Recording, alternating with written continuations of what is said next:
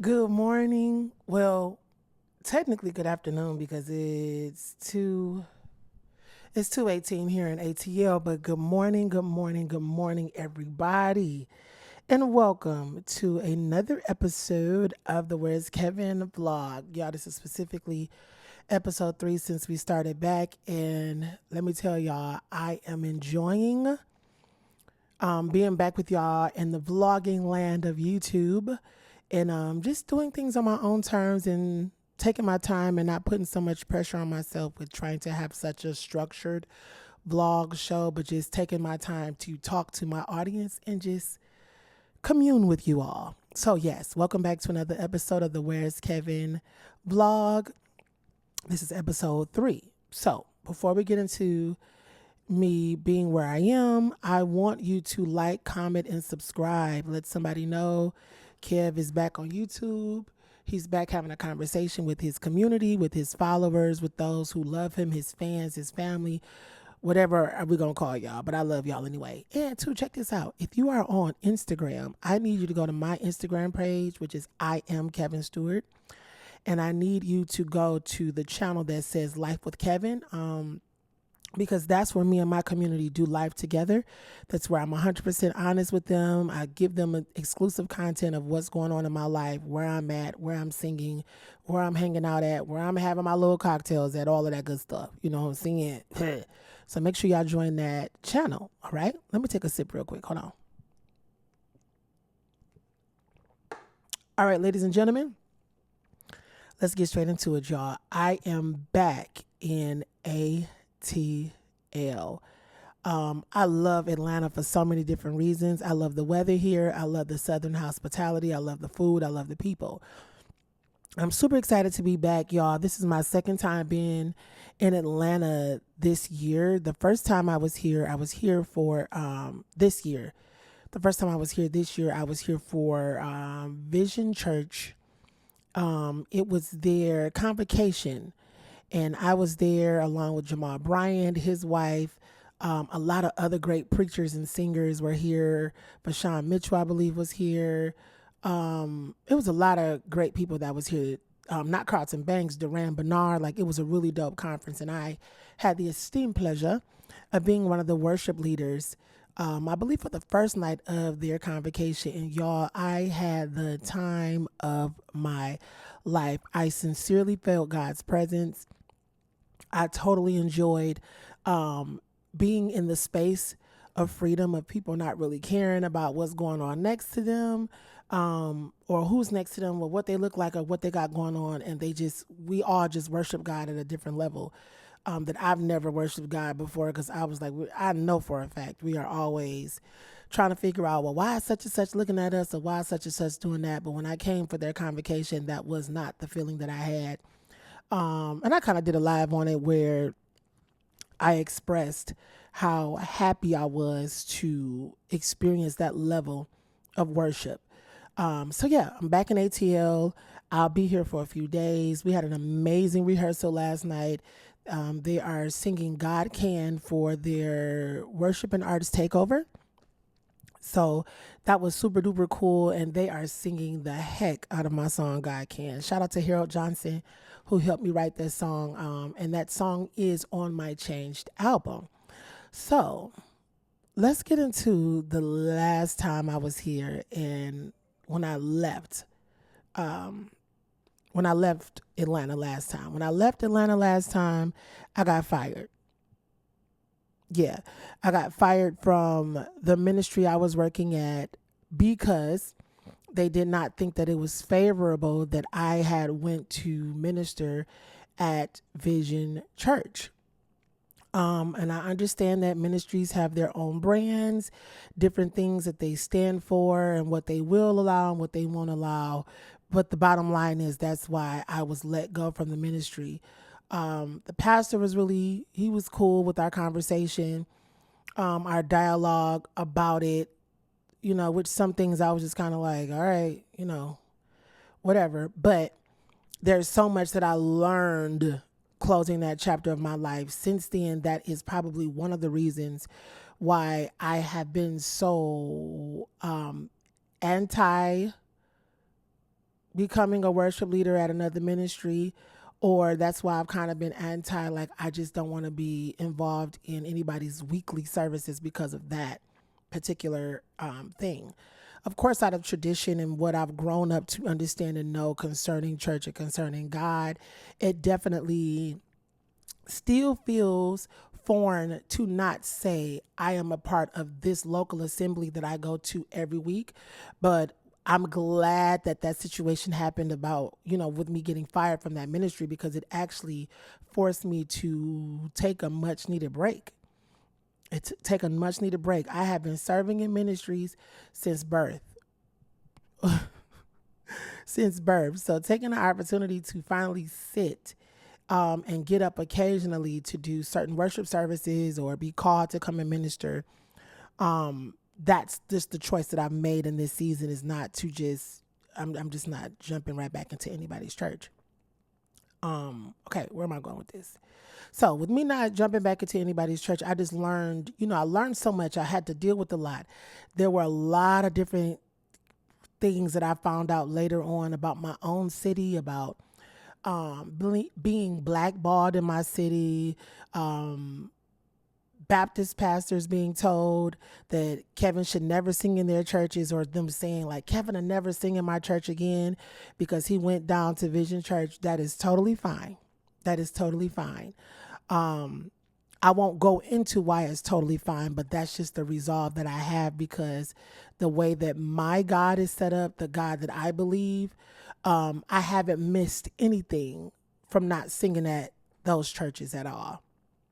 And I had to come to that understanding after I processed my grief, anger, and hatred towards some pastors, because I couldn't understand why a conversation was not had, why dialogue was not had, to maybe possibly talk about why I went and what my assignment is. But one thing that I've held on to in this entire process is that we can't limit God's message because of who we think people are, because that means that we're not doing what God commissioned us to do.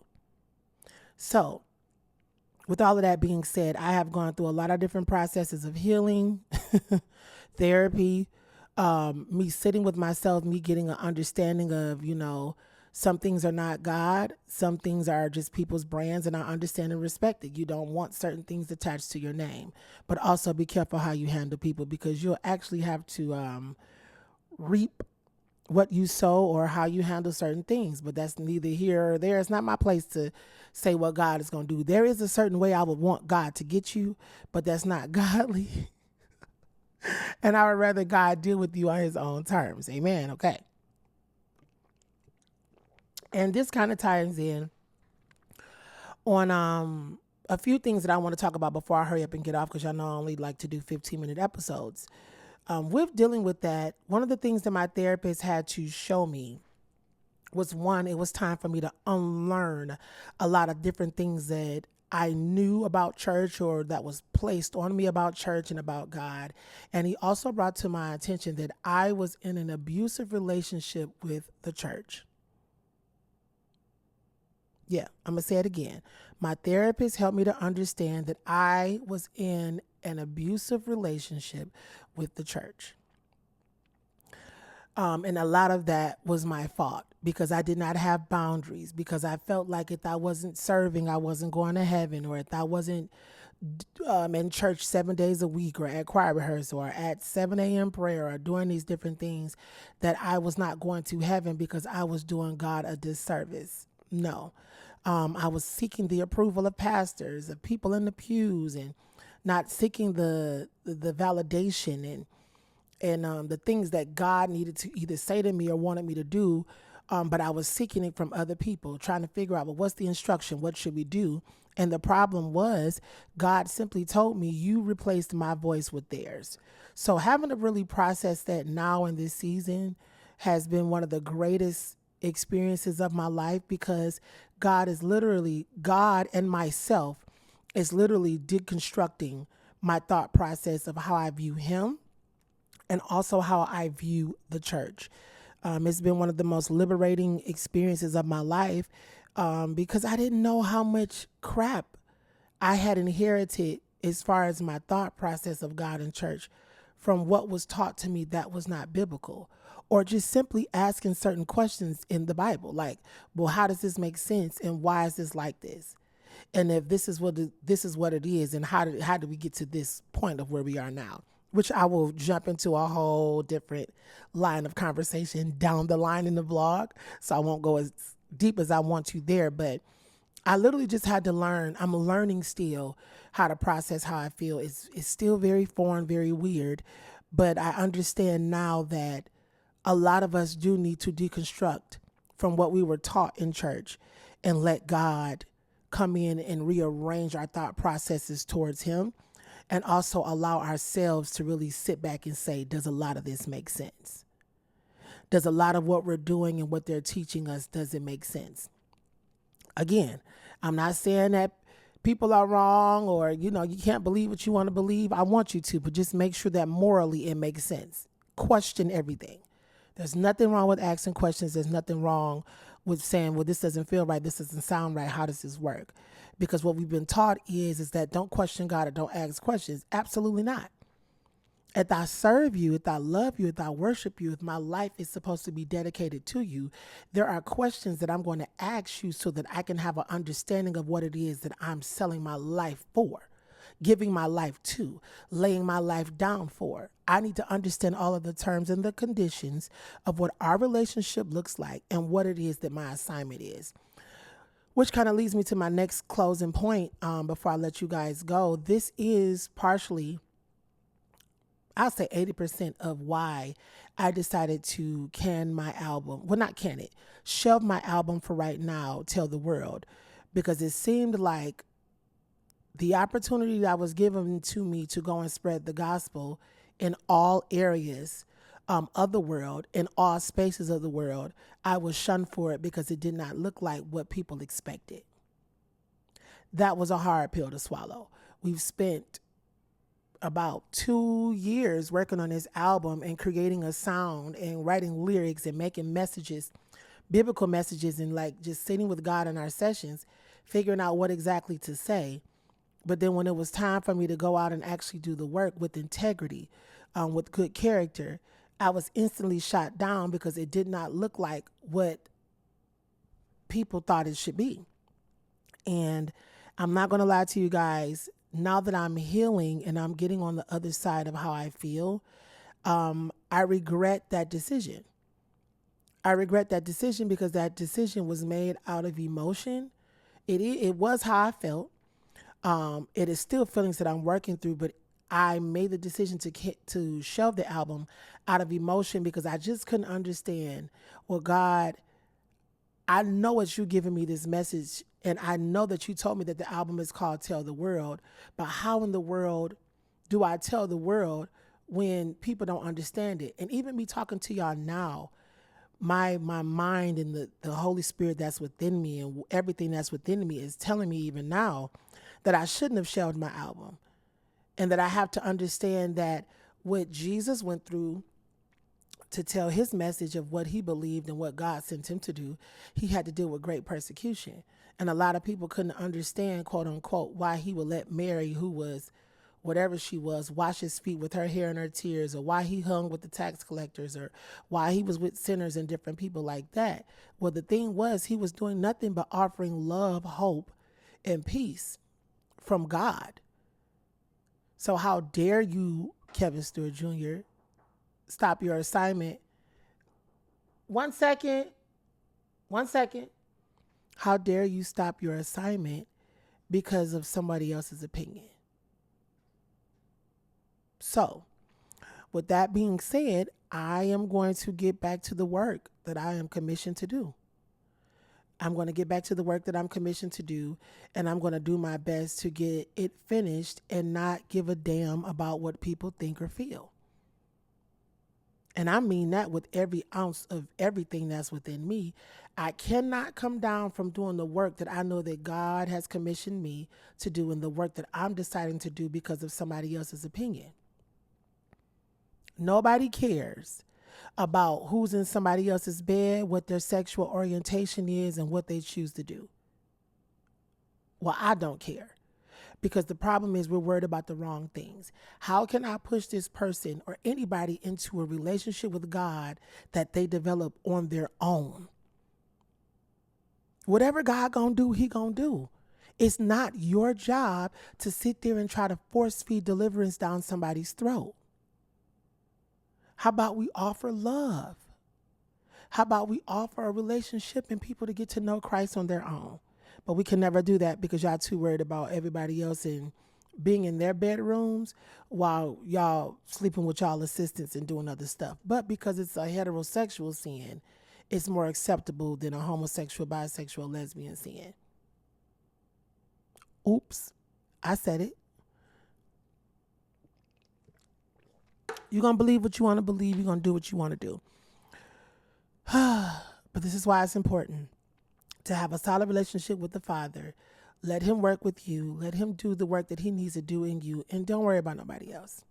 Today's episode was eye-opening and healing for me because I finally am able to tell a little bit of what the latter part of my year has been on top of losing my grandmother. But I'm glad that I've been able to experience what I've been able to experience because it has definitely made me stronger. It's made me love people harder. It's made me value relationships and where I am. And that's it. So in closing, I love y'all so much. I pray that this was inspiring to you for you to get your ass up and do what it is that you know that you're supposed to be doing, and don't worry about what anybody is saying about you. Do the work that has been placed in your hand and go and do it. Excuse me for using that language, but I mean that. Somebody needs to tell you to get up. Stop worrying about what they're going to think. Stop worrying about what they're going to say and do what you're supposed to do, okay? This was another episode, y'all, of the Where's Kevin vlog, episode 3. I pray that it was a blessing to you. I'm back in ATL, and yeah, I can't wait to see what God is going to do next. Make sure you like, comment, and subscribe. Send this to somebody and let them know, yeah, Kevin had something to say about his trip to ATL. Y'all should listen to it if you want to. All right, I love y'all. Have an amazing day, and thanks for tuning in. Bye.